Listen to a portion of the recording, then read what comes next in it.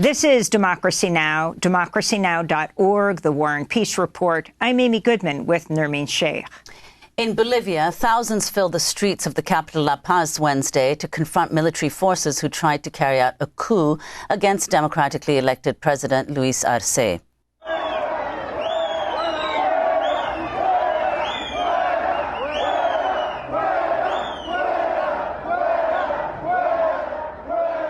Fuera, or get out, people shouted at military forces. Bolivian President Arce addressed the protesters. It fills us with bravery, courage to keep resisting, to keep on resisting any coup attempt, because Bolivia deserves its democracy, which has been won in the streets and with blood brothers and sisters. Hours after the failed coup, Bolivian authorities arrested rogue military commander General Zúñiga and his alleged co-conspirator, Navy Chief Juan José. Meanwhile, President Arce has sworn in new heads of the Army, Navy, and Air Force. For more, we go to Cochabamba, Bolivia. We're joined by Kathryn Ledebur, director of the Andean Information Network. Kathryn, welcome back to Democracy Now! Can you explain what just took place on Wednesday in Bolivia? Thanks, Amy. Well, it's very hard to explain. You know, we had tanks filling the main plaza in front of the government palace. This all happened, a little bit after lunch at 1:30 p.m. This is after very strong statements from the top army commander, Zúñiga, and this unexpected rush of tanks and of military personnel that really harked back to the 2019 coup that's still very fresh in Bolivia's memory. They forced their way into the political palace. Zúñiga demanded the release of Coup, the 2019 coup political prisoners, such as Fernando Camacho and Janine Áñez, made the obligatory reference to his testicles, always a part of a macho military move. And somehow the conflict within a number of hours diffused, and Zúñiga walked away, and Arce swore in new military leaders.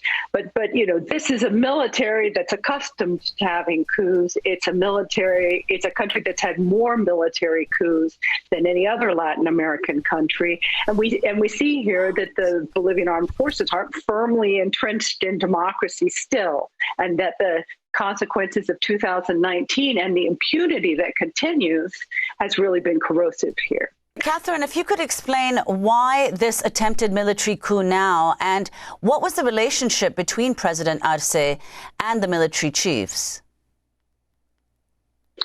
Well, we're at a point in time where the Arce government's under a great deal of pressure. There's an economic crisis. The state lacks a lot of resources because of a great reduction in the income from oil and gas revenue, while the state has to continue to pay for imported petroleum at increasingly higher prices. So we have empty government coffers.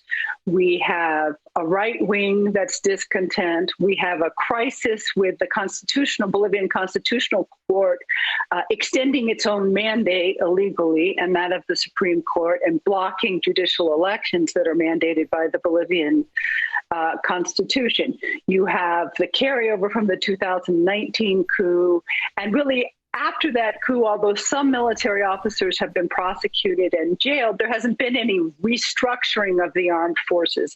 There hasn't been a fundamental change in vision. And I think that Arce, perhaps with the best intents, does not understand security issues very well. Remember that he was Morales' finance minister, and I don't think he's been particularly strategic in the choices that he's made for military commanders. And so you have an institution that appears to be not firmly under democratic control, a government that is feeling pressured and cornered. And at the same time, there's an intense conflict within the MAS party, a strong divide between Arce and his former boss, three-time President Evo Morales, that is also leading to greater uncertainty here in Bolivia. Can you talk about what the general was alleging, that this was an alto golpe, right? Self-coup, that he was carrying out the wishes of Arce. How outrageous or reasonable is this? Well, Amy, it's impossible to say. It's a quite confusing situation. I've never actually seen a coup attempt that began at 1:30 and ended at the end of the Bolivian workday promptly at 6:30.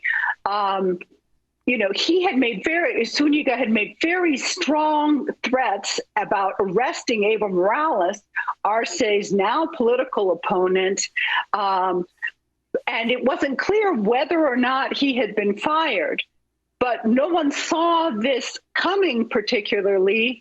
Suspicions arise because Zúñiga, who was never a stellar officer, was handpicked for promotion to general and then army commander by Arce. They play basketball together. They have a close personal rapport. And he was perceived to be Arce's strongest ally within the Bolivian military. So it's not clear whether things soured or what exactly happened. But it was interesting because generally in a situation like this, bullets are fired to impede the military from coming into the State House. That didn't happen in this particular case.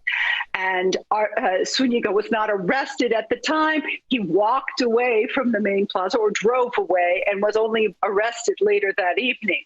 So it's a very bizarre framework for a coup attempt.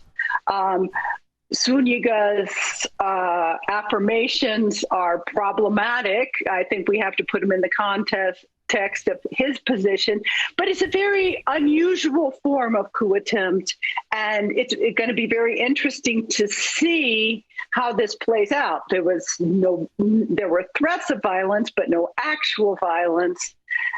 It'll be interesting to see in the coming days how this evolves. You said earlier, Kathryn, that President Arce was not so strategic in his choices of military chiefs. What is your assessment now of the people he's appointed? I think it remains to be seen. I haven't been able to look into their particular military career, but you have a defense minister who was a Morales minister, but in another area. I don't see that the Arce administration's strong suit is security issues or reform of the security forces. And I think there dramatically needs to be an intense, profound reform of both institutions that received payment in 2019 to disobey Morales and to support to a right-wing uprising. So we have these inherited long-term problems that aren't being addressed. We're seeing cycles of coups throughout Bolivia's history, or cycles of military commanders that make assertions, may be fired, may be arrested, may be imprisoned, but we don't see a profound change within the institution itself. And I think that's highly problematic. And I think that that's probably an issue in most Latin American countries. So presidents across the political spectrum in Latin America condemned this attempted coup. Can you talk more about the role of the former president, Evo Morales, that he plays in the current politics of Bolivia, Kathryn? Yes, I think that the support from Latin American countries was crucial and it was rapid. I think it's important to highlight that a very bland, watered-down message came from the Biden administration. And of course, we're beginning to become used to that. Morales handpicked Arce, who was elected by an overwhelming majority in the 2020 elections after the violence, the incompetence, and the corruption of the interim Áñez government that was illegally put in by the military with the support of the Trump administration. But as Arce's administration has progressed, Morales has become an outspoken critic for a number of reasons. The perception, the MAS party was originally considered a coalition of grassroots organizations, social movements, unions that had direct input with the executive. And the perception from the Morales administration is that most of the Arce ministers are upper middle class men that are personal allies of Arce, but don't necessarily represent social movements. And in fact, when there have been protests about different ministers and requests from grassroots organizations that those ministers have been changed, Arce has maintained them in power. So there's one key issue there. There's another key issue about the stigmatization of the Chapare coca growing zone by the Arce administration, tagging it again as the center of drug trafficking, as the U.S., the DEA, and far-right governments have, that has promoted a lot of friction. Criticisms from Morales on the way that the Arce government has dealt with oil and gas administration, economic administration, the disappearance of dollars in the Bolivian economy, and fuel shortages that have affected the government. So there's been an impasse between the two sides of the MAS government that other progressive governments around the continent and the Grupo de Puebla have worked very, very hard to try to overcome. And this divide has become increasingly greater. It's something that's very worrisome as we come to the 2025 elections and the suggestion that the right may well come into power. And so Morales' response to this coup and where you think it goes? Well, it's interesting that Morales' response was one of the first responses. He was the first person or one of the few people originally to denounce a troop movement, an unexplained movement of troops in La Paz that was worrisome.